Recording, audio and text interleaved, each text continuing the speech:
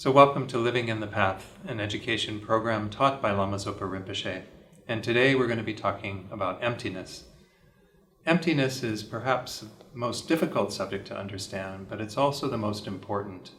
If we go back to the beginning teachings of the Buddha in the Four Noble Truths, the Buddha set out our situation very clearly in terms of our suffering, dissatisfaction that we experience, and then went on to talk about the causes of that, why we are in that state. And so the subject of emptiness is relevant in terms of if it wasn't for the most fundamental cause of our suffering, which is our ignorance, we wouldn't have to experience any dissatisfaction, and moreover, we could also attain the state of complete enlightenment. So what I'd like to do in terms of talking about emptiness is to begin by talking about the idea of this false conception that we have, what this is about. Lama Zopa Rinpoche likes to talk about this frequently. And what we are basically doing is believing in things to be real in a way that is contradictory to how they actually exist. One of the most frequent examples that's used by the Buddha, that Lama Zopa Rinpoche also uses frequently, is the idea of a dream. I like to use this example in talking about emptiness because in our dream we are firmly convinced of the reality of the objects that are appearing to us. Everything that comes up in a dream, we believe in 100%. Unless we have some form of ability to dream more lucidly, we will buy into the dream, and moreover, we will experience emotions, have reactions to what is going on in the dream as if the dream were real. But it's only upon waking that we recognize that the dream actually wasn't real, that the dream objects didn't have reality in the way that they appeared. And this is an important distinction because this is what is going on outside of our dream life as well as even in our dream life. Everything that appears to us appears as if it has an existence from its own side, established by way of its own nature, its own characteristics. In other words, self-instituting, self-established, as if reality existed on its own out there. This sort of false appearance is the product of having been convinced of that reality for so long. The buying into that is the ignorance that we keep generating again and again, to think that reality that appears is in accord with how it exists, when in fact that reality is not in accord with the true nature of things. So what we're going to do in terms of looking at emptiness is to have that understanding that there is an appearance, and Rinpoche often talks about this as even being a hallucination, that we are then buying into, assenting to. It's like once something is identified from our side, we give it a name, we label it, we impute something upon that, we immediately have the false appearance as if it is instituted as that from its own side, by way of its own characteristics. Our continual assenting to that appearance is what then gives rise to a continued false appearance. And of course, the ignorance itself is the basis for all of our delusions. Our anger, our attachment, our jealousy, our pride, all of these are built on this fundamental misconception of how things exist. Now, the Buddha says that we're doing this in regard to everything in our reality in terms of external objects, but most importantly, we're doing this with regard to ourselves, the I. So Rinpoche spends a lot of time in many of his teachings focusing on how to refute this concept of reality, or again, the false reality, the inherent or intrinsic existence, the real I, as Rinpoche frequently calls it. He does that in relation to the self, the person that we think of so strongly. And on the basis of this person, we go on to act in various ways due to delusions, due to misunderstandings, due to misconceptions. So this process of coming to understand how things lack this type of existence, and we can then introduce the concept of the wisdom of emptiness, begin to undermine that ignorance, to actually uproot it eventually so that we no longer suffer from that. So let's talk about the word emptiness, because this is a confusing word for many people. When they hear emptiness, they automatically go to the idea of nothingness. whereas emptiness is talking about empty of something. So when we talk about a room not having an elephant in it, we could say the room is empty of elephants. When we talk about emptiness in the context of these philosophical teachings and this wisdom that we need to generate to undermine our ignorance, we're talking about a lack or a negation of this false idea. Going back to the dream analogy, it's the idea of the emptiness of the dream object being real in the way that our daily life is, our waking life is. So there is always something that is being negated. There is an object of that emptiness. It is empty of something. That emptiness is not a mere nothingness. So the process by which we go about coming to understand emptiness is through a number of reasonings. The Buddha set out many reasonings to go about examining emptiness. And frequently Rinpoche talks about this idea of dependent arising or dependent origination. This is one of the best ways of coming to emptiness, because through that we understand how things are empty of inherent existence or true existence, this realness that they appear to have, but we also can still posit things as having some existence, as being nominally existent, merely labeled, merely imputed.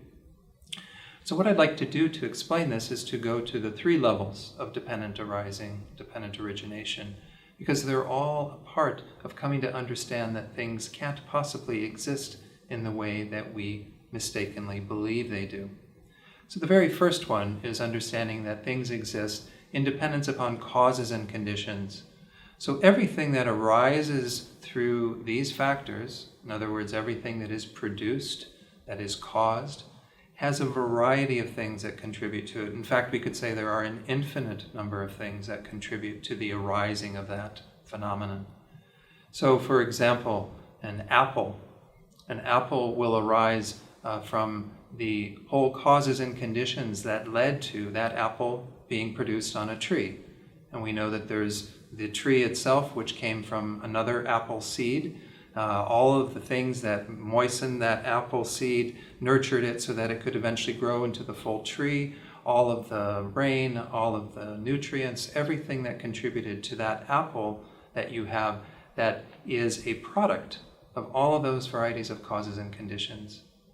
So there is no apple that exists independent of those causes and conditions. Therefore, an apple is a dependent arising. In dependence upon causes and conditions, it exists.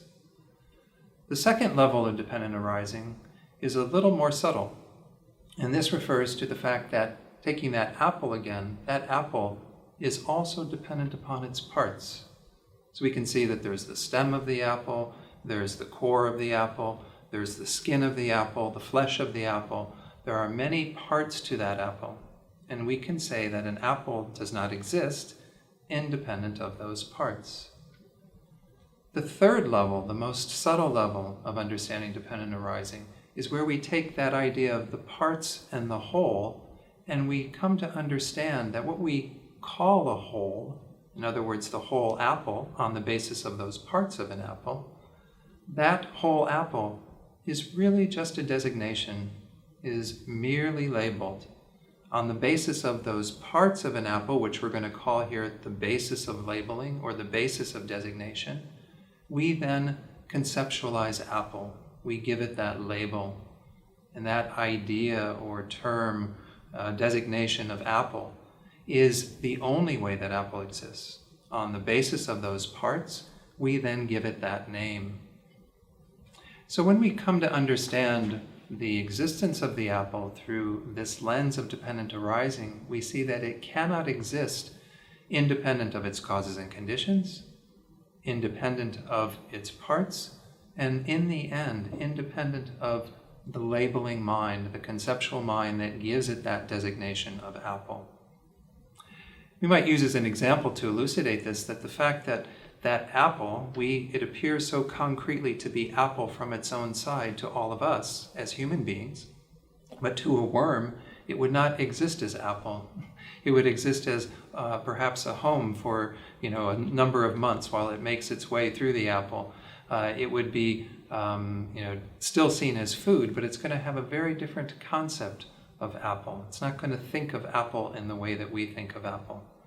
And certainly there are other beings that would interact with that would not think of it in the same way.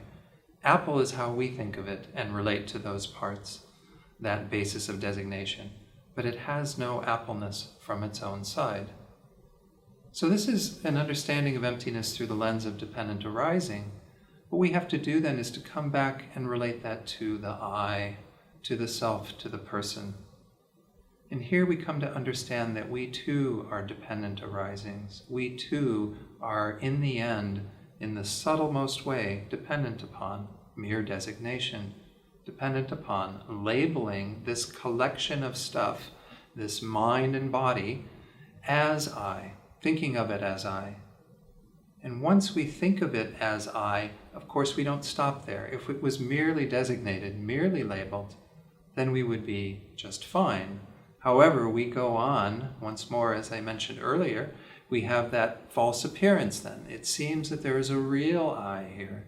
It seems as if there's something concrete, self-established, independent of our labeling, independent of our thinking of this as I. Once we have that ignorance adhering to that false appearance, we simply perpetuate this whole process, and we start to think of ourselves in terms of this real I that is driven by these delusions to obtain what that real I needs. The attachment that wants all of those pleasurable objects, the aversion and anger that wants to push away everything that is unpleasant. So this becomes the mechanism by which we continue to suffer. So through the reasoning of dependent arising, we can start to get a feeling for how the I, the person, the self that we think of so strongly, is really just designated, merely labeled upon this basis of the body and the mind. There's another analysis, though, that can be helpful because we can take it then from the point of view of negating any kind of intrinsic existence. Dependent arising is a really useful reasoning to help us to establish that things do exist. They exist in dependence upon these factors, especially upon being designated or labeled. But we also want to touch briefly on this reasoning that helps us to undermine our strong attachment to a truly existent I, an inherently existent I. So this is, in Rinpoche's teachings, he sometimes talks about this as the fourfold analysis on the vital points, sometimes called the 4-point or fourfold analysis. And he refers frequently to the very first of these 4 points. Let me go through them all briefly, and then we'll just touch on them as a means to be familiar somewhat with the reasoning that's used. The very first one is where we identify what's called the gakcha, the object of negation, this false sense that we are adhering to so strongly with regard to ourselves.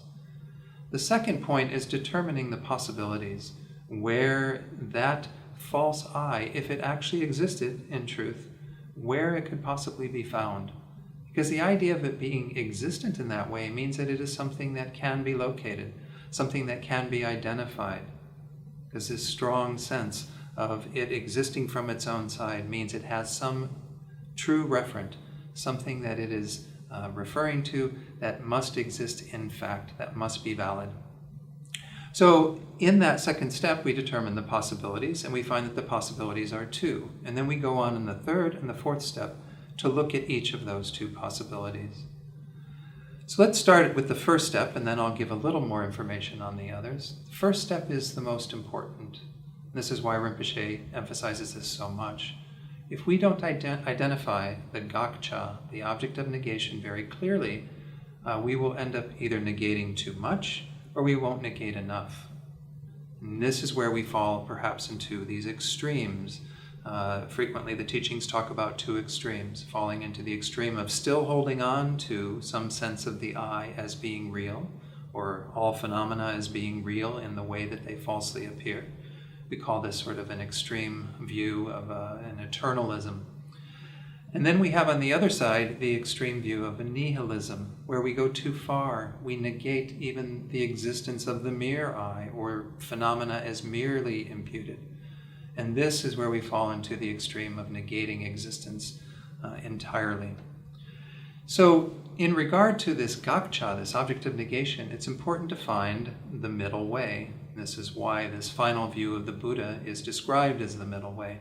It's because it is the middle way between these two extremes, identifying very clearly the object that is to be negated that doesn't go too far, but also goes far enough so that we don't continue to have our adherence to things, especially the I, as truly existent.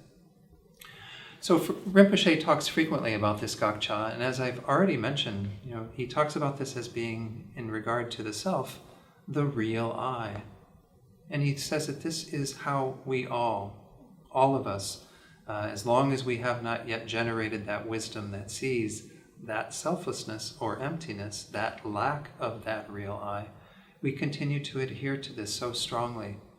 In the traditional teachings, it said that to bring this up in the first step, it's really good to think about times when we've had a really strong sense of I, perhaps times when we've needed to defend ourselves, when we've been falsely accused, or when we've had some strong emotional response.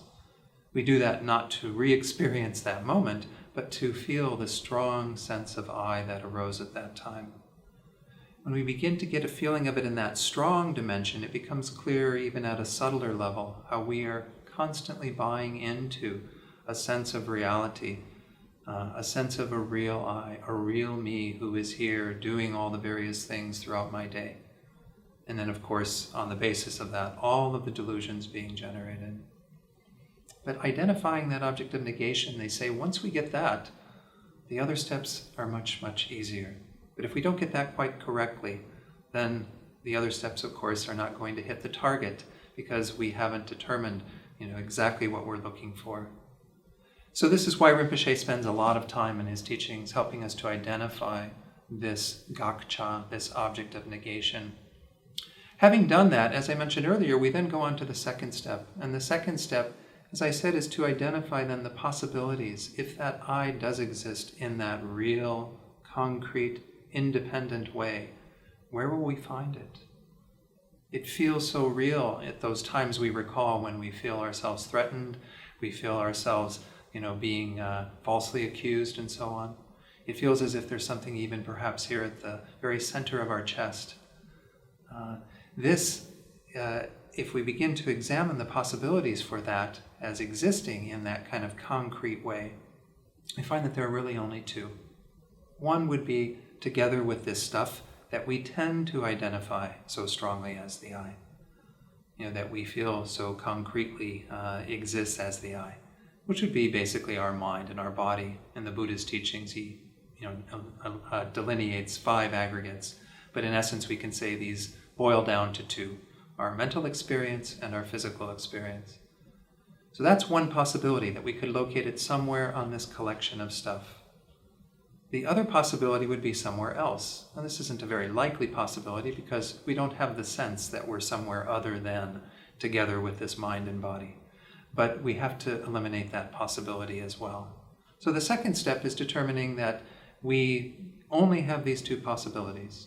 If this I exists in the way that this gakcha refers to, seems to be so real, it's going to be either together with, one with something in the mind and body, or it's going to be completely apart from them. The third and fourth steps are looking at each of those 2 possibilities.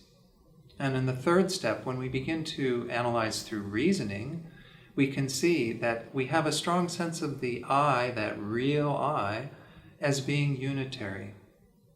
And if we look at mind and body as the basis of that I, as what we are always thinking of in regard to this real I, we see that there's already 2 things there. And the Buddha delineated 5 in terms of the 5 aggregates. But even if we say there are just 2 things that are being referred to in terms of this sense of a real I, well, then that would mean we would have 2 real I's. We'd have the real I that is the body and the real I that is the mind. So logically, this isn't consistent. And there are other reasonings that are set out traditionally that help us to understand the consequences of holding to this real I to be something inherently within the mind and the body, or the collection of the mind and the body. But we can also even do a sort of analysis, searching for the I, looking for the I on the basis of this mind and body, taking it apart, looking at the mind and all the various components of the mind, the consciousnesses within the mind, the 5 sense consciousnesses, the mental consciousness, all the various factors within the mind, our feelings, our discriminations, and so on. We can also look at the body and look at all the various parts of the body and analyze physically, going through them, the head, the heart, and so on. Do we find anything that sets itself up as being completely equivalent to that strong sense of real I? What we should find as we engage in that third step and begin to look closer and closer into the mind and the body as this basis that we feel so strongly is the I, is that actually the I becomes more and more elusive. We aren't able to find it, to locate it at all. Now, Rinpoche in his teachings frequently points out how we, once more, have to be quite clear about which I we're looking for. We have to be clear that it's the I that we established in the first step, this truly existent I, this real I. Because we can't find what does exist, which again we set out earlier in terms of dependent arising. We can't find the mere I. The mere I is not something that can be located because it's merely labeled, because it is only nominally existent. But if we are clear in that first step and actually go looking for the real I, the inherently existent I, truly existent I, we will find in the third step that it cannot be located. And this should register already at this point some level of conflict perhaps, or at least some awakening to the fact that what we have already been holding to as being real doesn't have a true referent. It doesn't have something that it refers to that can actually be located. Now, we don't arrive to the full conclusion of that till we go through the fourth step, because we do have to look at the again, not likely possibility, but nonetheless the possibility that the real I could be something other than this mind and body. And of course, what you could do to prove that is you could simply mentally say, I'm going to remove this body and mind, I'm going to set them aside. Is there an I left when we have removed the mind and body? Is there something that can be identified, located as the real I that is apart from, independent from the mind and body? And of course, this analysis leads to the same conclusion, that there can't possibly be something that is the real I, that is completely independent of the mind and body. And once more, there are also consequences of that, which again are set out in the traditional texts, which can be looked at for further investigation. So after doing those 2 steps that are the last, the third and the fourth, after looking at the fact that we cannot locate the I anywhere on the mind and body, and again here we're meaning that real I, that object of negation, that gakcha, that sense of I that we have with us so much of the time, that we believe in 100%. We also have not found it to be independent of the mind and body. Therefore, because there were only 2 possibilities, which was the second step, we should arrive at the conclusion that this gakcha, this object of negation, is in fact negated. It cannot possibly exist in the way that we believe it to exist, and also once more in the way that it appears. So this is the reasoning that Rinpoche refers to also frequently in terms of talking about the gakcha. And I like to use both of these reasonings of dependent arising and this 4-point analysis as kind of complementary. One helps you to discover emptiness through understanding how things actually exist, in dependence upon all of these factors. The other helps us to understand the emptiness or the lack of this truly existent real I through a detailed analysis where we go looking for it to see if we can find that true referent. So both of these reasonings, once more, will help us to hopefully arrive at the correct conclusion. And once we have an understanding of both of them, we can then come to posit what are known as the 2 truths. And Rinpoche frequently talks about these as well. Conventional truth, we don't truly understand how it exists until we have the view of ultimate truth. Ultimate truth is referring to the emptiness. We'll go back to that apple. The apple itself is the basis upon which emptiness is established.